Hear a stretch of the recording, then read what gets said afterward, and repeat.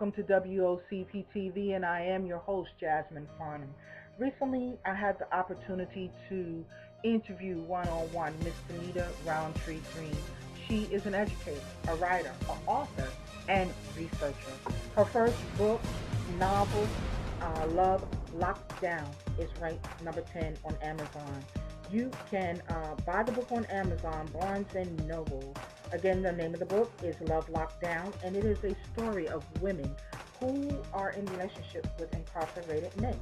Miss Roundtree works extensively with families of the incarcerated and also with families of the chronically ill.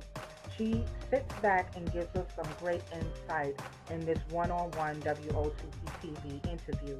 We invite you to grab your coffee, your tea, or whatever beverage best suits you and enjoy this great one-on-one interview on WOCP TV. Thank you.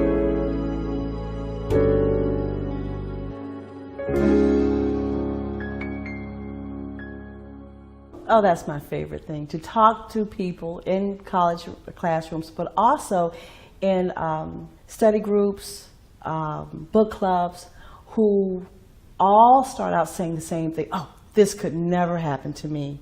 I would never do this. This is just impossible. It couldn't possibly happen. But when they get to the end of the book, 99% of the time they feel differently. We incarcerate more people here in the United States of America than anywhere else in the world.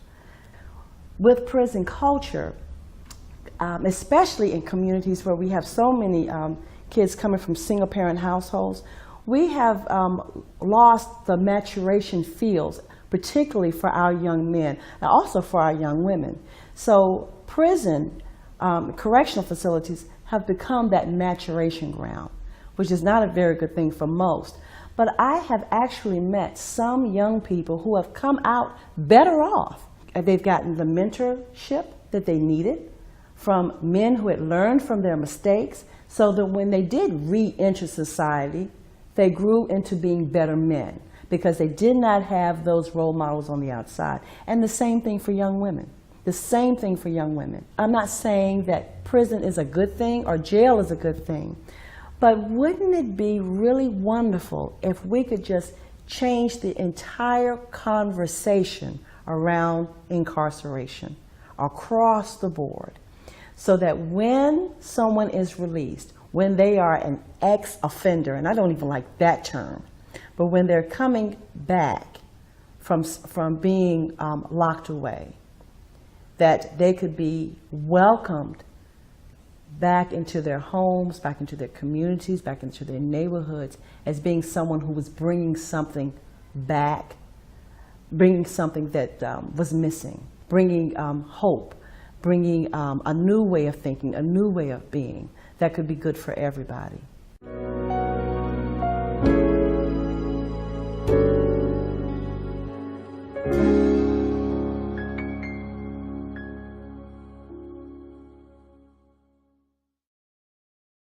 Good morning, good afternoon, or good evening, depending on what time frame you are watching WOCP TV. And I'm your host, Jasmine Farnham. It is such an honor and privilege to have with us the wonderful Ms. Danita Green Roundtree. And she is a researcher, a writer, author of the book, as you see her holding there, Love Locked Down. Welcome, Danita. How you doing? It's great to see you, sis. Hi, Jasmine. It's great to be here. Thank you. And I'm going to correct you. The name is Danita Roundtree Green. Roundtree Green. Yeah. Okay. Please forgive me. Please forgive me. I say Danita Green, but I went to Facebook and saw there was a third name there, and I got it confused. Yeah. Thank you for correcting me. No problem. Okay, Danita. Okay. Talk to us a little bit about this book that you have, Love Locked Down. Well, this book is very special. First of all, I'll say that it is my only novel, and I'm working on the sequel. And it is quite a page turner. This is obviously that I started, I would say, as long as 10 years ago. It is a novel about women and families in relationships with incarcerated men. And it took years of study, years of research, and it is about one main character, but it tells the story of 10 different women, all going through the ins and outs of these relationships. Wow, wow. I have a very, very close friend who has been incarcerated for, I want to say, about 18 to 19 years. And her story, I mean, to me, like I told her, I said, you really show me what love is all about, simply because of her dedication to maintaining her marriage. She says that she refused to let the system tear apart another family. So she has remained in her marriage and kept her husband as the head of the household to their 3 sons from, his incarceration. And I can only imagine, not having had that experience myself, how difficult that must be. Did you find that in your research and writing of these stories? Yes, and I'm going to put the book down for just a moment here. Sure, That's sure. exactly what I found in my research, and I was very careful to be objective. A lot of people say, how can you maintain a relationship? Who would be in a relationship with an incarcerated man? But the truth of the matter is, Jasmine, is that we, especially as African American people and members of the human race, we cannot afford to throw people away. Right. So I understand what this woman is going through. She's torn with, having a relationship, and I'm going to say a love relationship with someone who's incarcerated, who probably is the father of her children. And you just can't cut those ties to people that you love. And one day that man will be coming out, and he will be expected to come back to his family and to be able to, come back as a good husband, a good father. Exactly. And that's a hard dynamic to navigate through. And I'm hoping that people who read my book will be able to find some answers to kind of navigate through the difficult issues that arise in those relationships. Well, one thing we know is prison does nothing to reform, and it does nothing to stabilize the mindset of the woman or man that may be incarcerated. When they come out, it's just like being in prison again, because the time has gone past them.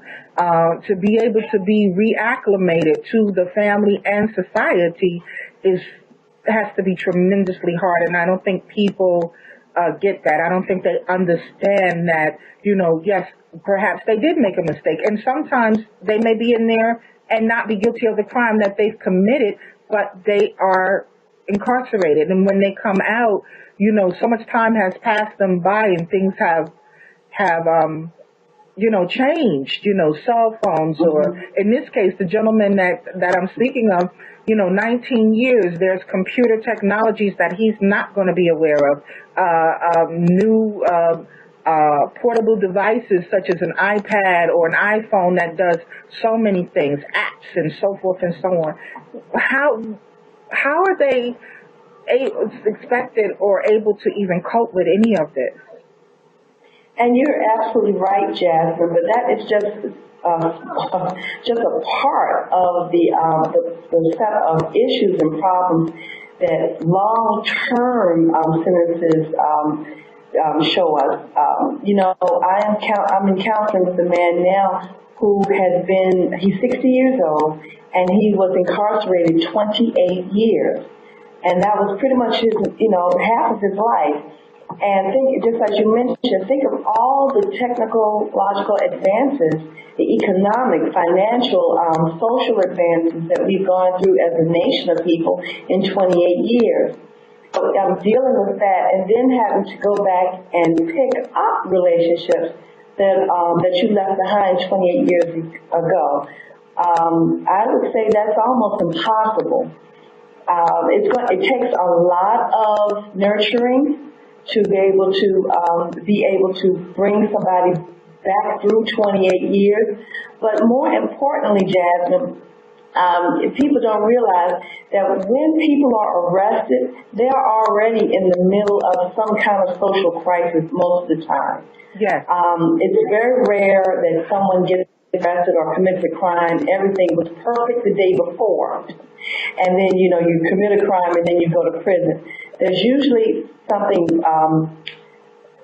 work that could have been done in a relationship, in lots of relationships, before that person goes into a life of crime or committing a crime. And so it's like part of you just stops for however long you're going to be incarcerated. And then, like you said, once you come out, you deal with those relationships, you deal with all the systems, and it's almost like starting a brand new life over with less than what you had when you went in. Yeah. You know, I have had the privilege of working with a few non-for-profits that are available for people formerly incarcerated or incarcerated and writing their grant proposal. And through the research that I gathered, it's heartbreaking. A lot of these crimes, as you say, they're in crisis prior to being incarcerated. One, because of the economy. Most of the crimes that are committed are what I call crimes of economics, you know, drug dealing, theft, to boost, to steal, you know, and the fact that they may or may not be addicted to a drug themselves. So there's a lot of crises, social crises, that have not been addressed, that kind of perpetuate the incarceration cycle, the revolving door, so to speak. So they're going through some crisis that needs to be addressed on a social level before they even get to prison. There's a lot of things that I discovered in my research for these proposals that was quite alarming to me in terms of the incarceration process itself, all of the rights that are stripped from someone who's made a mistake. Then also the fact that they're made to labor almost like slave labor in prison, and how many big manufacturers are behind that labor. Can you speak to us about that? Yeah, and you said, as you said before, it is like a crime being committed on top of a crime. You know, most people don't realize, I'm going to speak to the last thing first. Most people don't realize that, you know, the incarceration, the prison culture that we have created for ourselves is the new slavery. We have people working all day long in prisons that are privatized now, which means at one time the federal government owned the prisons. Now, Jasmine, if you had enough money, you could own a prison. Exactly. And the people who are captive in that prison would be your employees. Yeah. And we have employees in prison, slaves in prison, that make $17 an hour. And what do they make?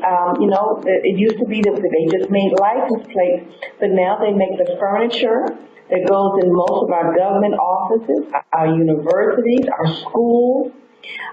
You know, the privatized prisons, they bid against other legitimate businesses, and I'm going to say legitimate businesses because these other businesses don't use slave labor.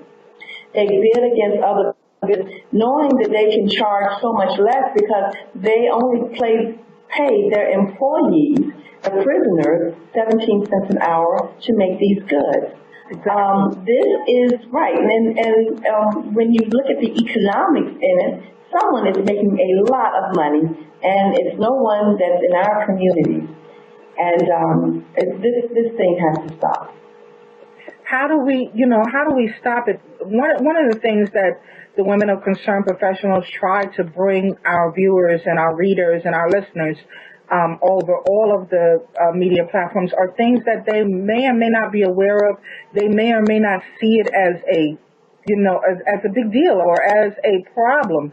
But when you really get hit with this and it hits home for so many in the African American or the minority communities, we have, we say that there are more men in prison than there are in college. And Jinx Morton, who's a documentarist and films this, he says that's really not the case, that it's a myth. And we hope to eventually secure an interview with Jinx as well so that we can talk about the myth of that. But we know in our community that there are a lot of young men who are without legal employment and they turn to drug dealings and, theft and stuff to just feed their families or to be able to survive, as they would call it. They would rather you be in jail 17 years and know that they have an employee for 17 years, that they do not have to worry about, other benefits, and that they can pay 17 cents an hour. And many people do not know that the goods that they're sitting on, the clothes, some of the clothes that they wear, some of the things that we experience, you do not know this is coming from someone who's incarcerated, made it. There's a lot of stuff being made in America. We think, stuff is outsourced to other countries, but you'd be surprised at how much incarcerated men, women, and juveniles are doing in terms of industry, privatized industry. Exactly. And I want to speak on 2 points that you just brought to light there. First of all, yes, there are people who believe that incarceration and prison culture does not affect them. And people who believe that are just not living in the 21st century. They don't really understand. They may say, well, nobody in my immediate family has ever been to jail. And that may or may not be true all. But even that number of people is going down every single day, because we now know that, especially among African Americans and every other minority, 1 out of 4 is either in prison, coming out of prison, on probation or on parole, or at least has been in handcuffs at least once in their life before reaching age 26. That's a very, very high percentage. That's one thing. So people who do not believe that incarceration affects them, they're living in a dream state. Because anything that affects the economy, like prison culture, the way we date, like prison culture, the way we make decisions with our school system, all these things are based on, in part, prison culture. And let me make this clear too. When I say prison culture, I use that term to mean prison being making an impact on the way that we think. And the reason why I say that is because I have also been a public school teacher in the inner city of Richmond, Virginia for a very long time.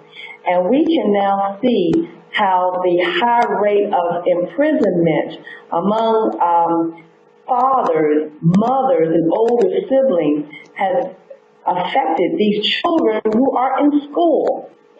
We have children who would rather say that their parents are dead, Jasmine, than to say that one of them is in prison or incarcerated or in jail. Yes. We have kids who have a hard time dealing with the separation of someone that they love. Who do children under a certain age, look up to or idealize or want to be like than the parent or that older brother or sister? So this prison culture is actually even affecting their self-worth. And on that same point, I want to say that since we have this high absenteeism of fathers and some mothers and older brothers, we are now have children who are looking for new maturation fields. That is to say, we have young boys trying to learn how to be young men. We have young girls trying to learn how to be young women without in-home role models to do that. In other words, jail has become the new place to become a man in our culture. And that's something that definitely has to be brought to end. Wow. We've talked a lot about this system, and it is a system that is in place and has been in place for decades. I'm affiliated or associated with some people who have gone to prison and come out completely changed, with a doctorate. They're getting educated, and people will say, what's the big deal? They're there, they on my taxpayer dollar, they're getting an education. The educational system now has a funding base for people who are coming out a prison. While I was in school for my master's and just finished that in 2011, my school had a high recruitment rate if you were formerly incarcerated or if you were a veteran coming out of service. So they have these Title V or whatever educational grants made available for a specific targeted population. And I'm wondering what is really the culture behind that, because we are creating this culture. Is it helpful to them? I know people with masters that still don't have a job, with PhDs that are working well below their educational level in jobs that are not suited. So when we say, okay, we're going to educate this incarcerated person, and they get a background check and find out that they were once in jail, are they getting a fair shake? Are they able to, secure a job? Well, Jasmine, those are two different issues. So I'm going to speak of the first one from my viewpoint as a parent and educator and teacher. Education is always good. Always good. Now, yes, it's a pity if somebody would have to go to prison in order to get to the point where they valued education, or they had so few distractions that they were able to put their time and effort into going into education. But I still say an education is good. Of course, it costs more to educate a prisoner than it does a student out here on the street. But as a teacher, wherever we get them, that's what needs to happen. One of the things that we talk about in the book, even though it is romantic suspense, it deals with a lot of core issues of how time should be used and spent while you're locked up. In my utopian world, I like to think that when you are locked up, when you're locked away, when you're separated, it does give you time to work on self. And in the way that makes you think about how life will be when you return to society. Now, let's talk about that term for a second, re-entry and return to society. Okay. I think that's a hoax. I think it's a farce, because society as we knew it played a big part in the person offending anyway. They were having some issues getting along in society. Now, probably if the economic crime making things work. If it was a relationship problem, who knows what was going on there. All kinds of things come into play. So you want to be able to know that when you are incarcerated, that you are getting the mental, emotional, educational nourishment that you need to go forward. And I would like to also think that instead of trying to re-enter into the society that you left, perhaps you could come out better off and bring something better to society. We, especially African American people, really need to be able to come to grips with growing economic power for ourselves. So in other words, if we can't get jobs for the man or from the man, perhaps we can create jobs and industries for ourselves. Again, I admit, I'm a real utopian sort of thinker. But, it's hard out here for everyone. Yes. And if we continue to think that somebody owes us a job, or I can put on a suit and somebody's going to give me one, I think that we're always going to be on the back burner of certain situations. We need to be able to come together as a community with the new knowledge. I don't care if you got it in the boardroom, the classroom, or the jail cell. Come together with that knowledge, be able to build something new that benefits your community directly. I know that's a lot to say. You're 100% right on it. You're 100% right on it. We, as the African American consumer, when you look at the rate in which we consume compared to the ratio of which we invest or own, it is very tragic. That's a tragic story, and that's another story that we can tackle at another time. But you're 100% right. A lot of those that I am associated with that were formerly incarcerated came out with some degree and further advanced to PhD. They know of which they speak because they were there. We have some who have started non-for-profits to work with this particular population of, formerly incarcerated. And they're doing a tremendous job as much as they can, as much as the powers that be, political powers be, will allow them to do. But it's also, I believe, a game. Because in order for you to get these grants and to do some certain things, you have to make some concessions. And a lot of people who aren't aware of the non-for-profit world, they're not really aware of that. Because in order for a non-for-profit to exist, there has to be a problem for them to solve. So they're not really vested in completely solving the problem, because the problem is what gets them funded.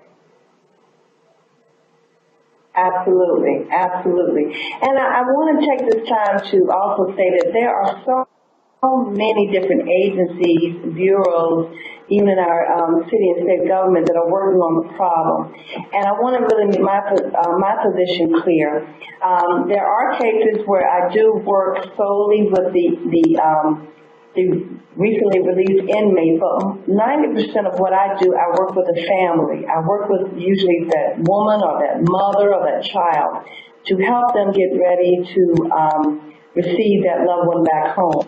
And most of what I do is helping them to deal with the issues that they may have been having before the incarceration took place, B, the situations, the thought processes that go on during the incarceration time, where it be 2, 3 years or 20 years, and then see what's going on in that woman's head or that child's head when they are anxious and wanting to welcome that person home, or in some cases want to be totally dissolved of the relationship. I want to also take a minute to let you know I am working on the sequel of the book, but that process has been kind of interrupted because I am also editing a book that is filled with beautiful poetry, open letters, and songs, short stories written by the families of inmates. This is their platform to talk about how they feel and how incarceration has affected them. And this project, Jasmine, has been one of the best things I've ever done. Wow. Danita, you are, I have to say, phenomenal. You and I have had the pleasure to meet and spend a little bit of time together very, very briefly. We didn't really get a chance to go into your background and your history, but as I'm interviewing you, I'm really blown away and very inspired by you and what you're doing for this population of people. Though I've never been incarcerated, and I've had relatives that have gone that route and had to be there for a time, and they're out. They're doing what they're doing well, have a family and so forth. But we know those transitions for them were not easy. So we appreciate you. We definitely appreciate you. I want to turn the interview a little bit around and ask you this question. How? Why? What propelled you to get into this particular writing and type of research? Well, I get that question all the time, Jasmine, and it's never the answer that people really think. No, I've never been married to a man that's incarcerated. No, I've never dated a man that was incarcerated. I'll go back to when I actually came out of school, out of undergrad. I was supposed to be on my way to law school, and I took a job over the summer for offender aid and restoration. And my principal duty there was to counsel and help the offenders that were returning back to society to get them ready with literacy skills and how to comport themselves on a job interview. So I was a young woman, maybe 22 when I took that job. And because I came from a family who had been very highly educated, I could not imagine that there were grown people who could not read and couldn't get jobs because they didn't know how to go through the interview process. So that was my first interaction with the prison system, and I learned a lot from that. And then years later, I had girlfriends who seemed to choose mates that were either currently incarcerated or, seems like, always on the shady side of the law. And I couldn't fathom that. So I went through, how you go through years of experiences with your girlfriends and family. Yeah. Then later on, I worked as an art therapist at an alternative school. And this was a school where some people will say that most of these kids we caught them right before they went into juvenile detention, trying to deter them and show them a different way. But it was during this 6-year time that I saw that there is a profile that can be drawn for kids who are, I guess what I say, the true prisoners of prison culture.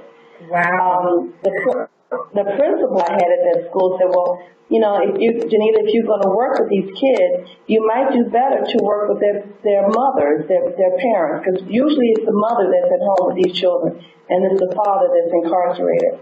And it was these years working with these mothers that I saw a different side of our society and saw, to me, the greater crime that was happening. Women who were left behind to raise children and to, have to love somebody who's locked away. Wow. And then I wrote the book, and the book was published in 2009. And shortly after that, my own son was arrested. And,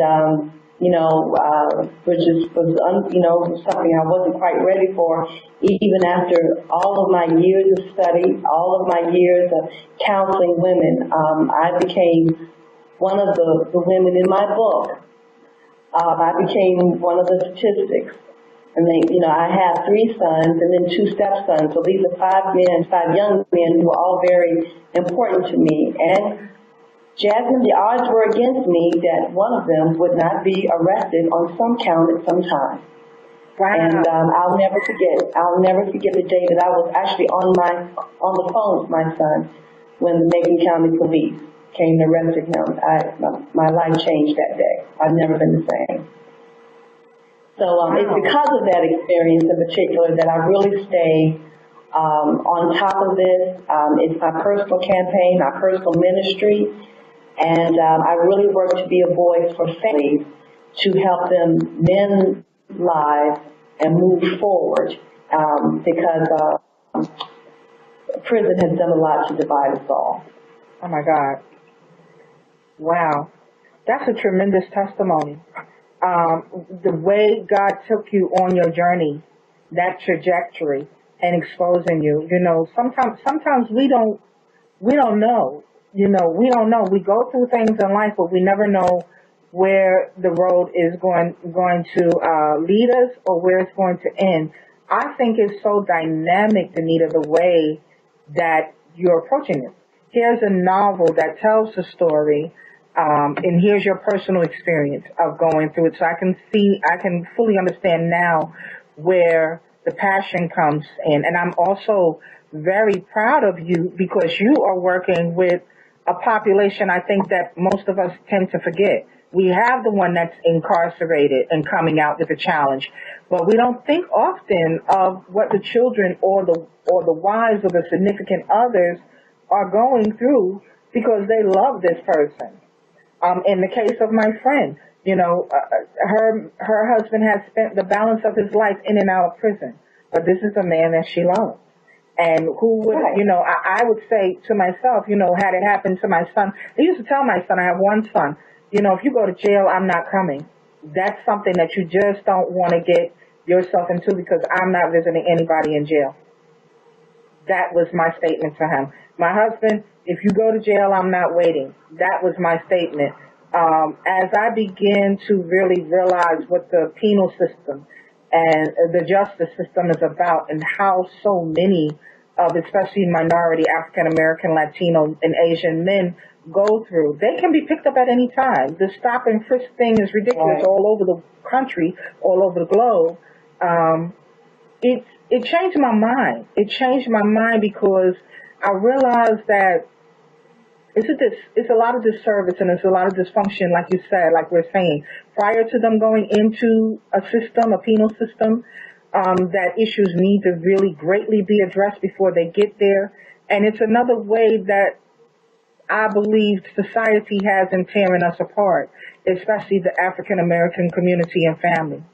Absolutely, absolutely, and this is the sad truth of it, Jasmine.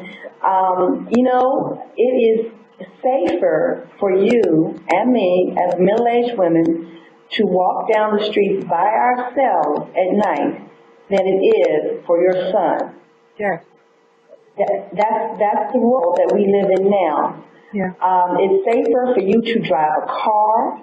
It's safer for you to go to a lot of neighborhoods than it is for your son. And there are powers that be that would rather you have the old feeling that you had about that. Oh, well, if you go to jail, I'm just going, I'm not visiting you. I'm not going to be there. And there are so many, especially young men and young women, who are in prison who go years without a visit, decades without a visit. And how would you think that would make you feel? I mean, it's bad enough that you... I can't even imagine it. I can't. No. So, we again, and I'm not saying, again, so many people misunderstand. I'm not saying that prison is a bad thing. If you break the law, there should be a punishment. I'm not saying, that people should not go to jail. But I am saying, first, that prison, jail sentences should be commensurate with the crime. That is to say, the punishment should fit the crime. Our sentencing systems are just unbalanced, and the kind of crimes that African Americans in particular commit have very, very, very long sentencing times. That's one thing that has to be looked at. The second thing I will say is, Jasmine, that when you commit a crime and you're sentenced and you do the time, when you get out, you should not continue to pay for that crime. That's the second thing. As you mentioned before, it seems to me that when you get out, you start to pay again. And the third thing, and this is the thing that I work on so hard, and I'm so dedicated to doing, that family should not have to suffer and go through that sentence with you. Life should be able to go on economically. It should not be the painful journey that it is for so many. It's set up to be, I say, and I'm not usually one that feeds into conspiracy theories, but I think this definitely is a conspiracy. It's designed to drive our families, our relationships apart. So a lot of work to be done. If I may, Jasmine, I want to mention to your viewers that I am taking submissions for the book where people can, write their poetry and essays and letters. And may I mention the website? You, of course, most definitely can. Yes. Okay. My website is lovelockdownseries.com. Lovelockdownseries.com. That's all those words spelled out, and that's lockdown. That's ed, locked, as in past tense. And my email address. I'll say this, Danita, while we are live and we're doing this. Once I go, we're going to air this because viewers, Danita is going to be going to Budapest, and we want to get the message out to as we can. We want you to go to her website. She is endeavoring on, and we're going to give her space now to talk to you about it. But I want to prompt you while she's taking submissions. You can also make a donation for this work to further go beyond the United States and help her with her expenses. She's going to need food. She's going to need some extra travel money, $5, $10, $20, whatever you can personally do. We want you to hit the donate button for our dear sister Danita and do it now, right now. Stop. What are you looking at? Hit the button. Right now. Donate. So, Danita, tell about this wonderful opportunity. Yes, this is wonderful and quite a surprise. I am going to be a chairperson for the 2013 Arts and Society Conference, and it's held in Budapest, Hungary, June 24th through the 27th. Now, this is very important. The Arts and Society Conference is a conference for writers, educators, dancers, artists, singers, people in artistic fields who use their work to impact society in any way. And I made a submission to them about my work, which is actually called Restoring, helping people to restore a life. And Jasmine, you may not know, not only do I work with people who are incarcerated or families affected by incarceration, but I also work with people who are affected by chronic illness because they have the same kind of profile that people do when they're incarcerated. But I will be going, and you can go to several things. You could go to Indiegogo.com and go to Writing Her Way to Budapest, and you will see me in the campaign that I'm waging to go and stay. And I'm hoping that I'll be able to stay a little longer than the conference, be able to visit some penal systems, jails, and actually some hospitals as well, to see how people from other countries deal with the same issues that we have here in the United States. So I'm very, very excited about that. This is really taking my work to a whole different level, something that just God put in my path. I didn't see it coming, but I'm ready for it. So thank you for mentioning to your listeners. Yes, awesome. I'm just so thrilled.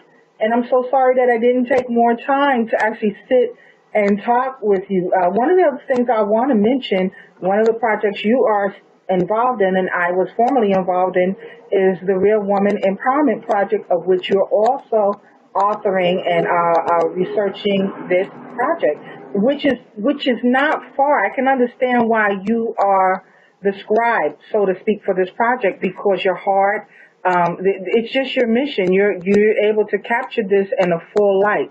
Now, for those of you who do not know, we have featured several of the queens from the Real Woman Empowerment Project. The founder and facilitator, Marsha Sneed Williams, is the founder. We've had Debbie Bynum Phillips, who's preparing for an amazing, inspirational award show recognizing women on the front lines doing some amazing things in Baltimore. That's also coming up in June. We have had Sandra Thompson, who is the founder of Holistic Concepts. She works with us with Project Iman. She's one of our experts.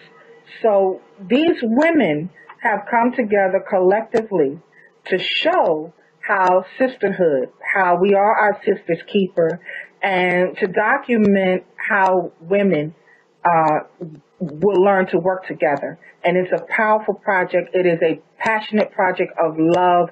And it's just like, 13 queens now that are doing some amazing things.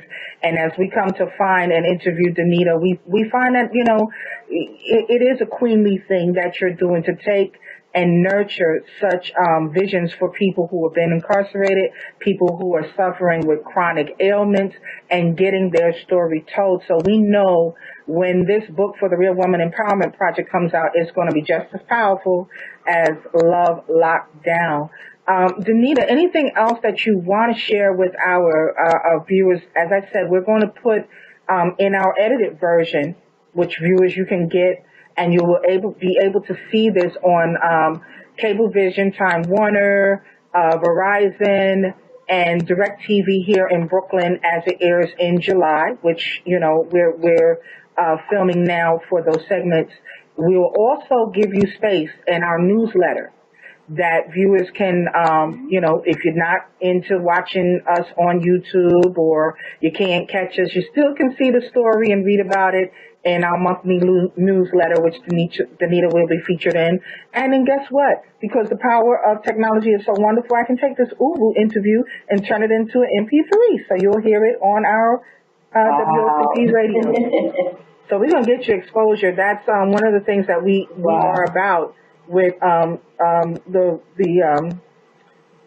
Women of Concern Professional Strategic Conscious Networking is shoring up our small business owners and entrepreneurs and talents such as yourself so that they do have an opportunity to market and talk about what they're doing. That is our platform.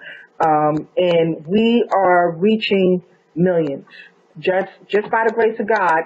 You know, I can't even count to you how many millions in the different platforms because it ain't about us. It's really about God. And he selects and he allows us to know, you know, we're going across the globe. That's as simple as I can say it. You know, I don't have the technologies that count for me, but I know our exposure through the cable free speech TV, we go into millions of homes.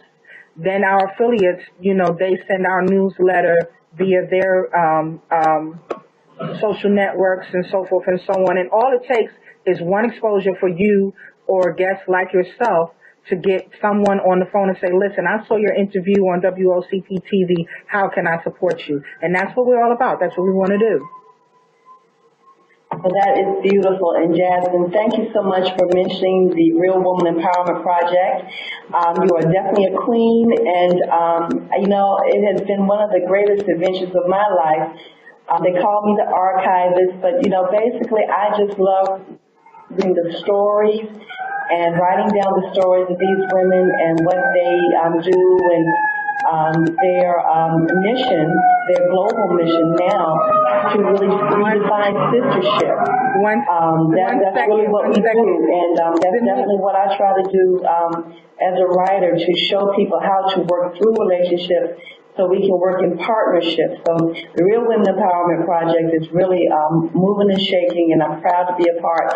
And just a shout out to Danita Green and Slantress Magazine and their upcoming Inspire Awards. I've been told, Jasmine, that I'm a nominee, and I'm excited about that. And unfortunately, I won't be there for the ceremony. I'll be in Budapest. Oh, wow.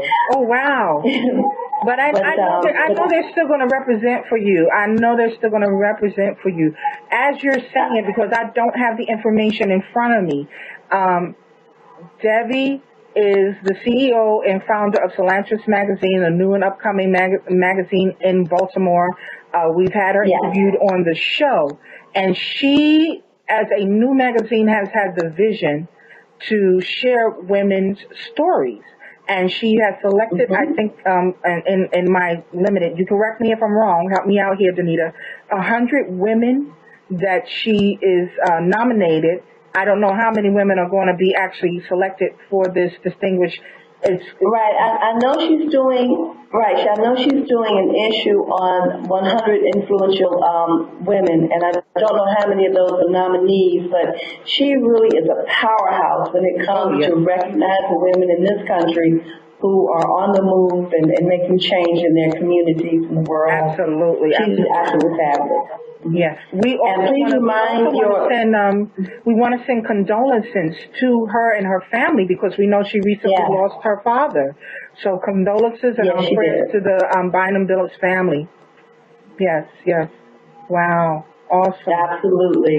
Absolutely. So get out there and support Slantress and their good work and endeavors, of course.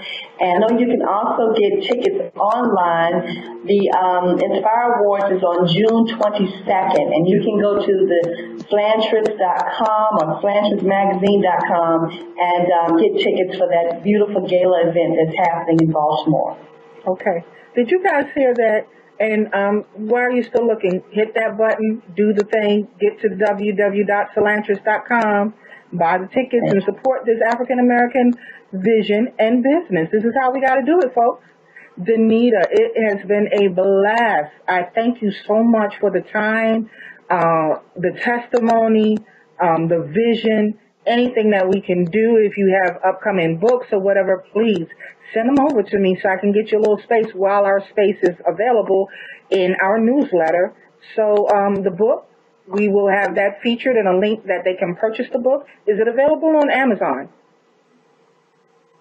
Oh, absolutely. It's available on Amazon, Barnes & Noble, and about probably 200 other sites on the web, and of course through my own website. And again, I'm a writer, and I love to hear from my audience and hear stories. So I also want to just shout out my email, which is lovelockdown@mail2me.com. I'm interested in your stories, your opinions. All of these things really work into the next book because we really want to make sure the sequel to Love Lockdown is something that's really going to be impactful and solution-oriented to our community. Awesome. Jasmine, thank you so much for this time, and I really enjoyed it. Awesome. We'll welcome you back anytime. Anytime you have something that you want to share with the public, shoot me an inbox or give me a call, sis. Okay, folks, you know how we do. We're going to take you out with something.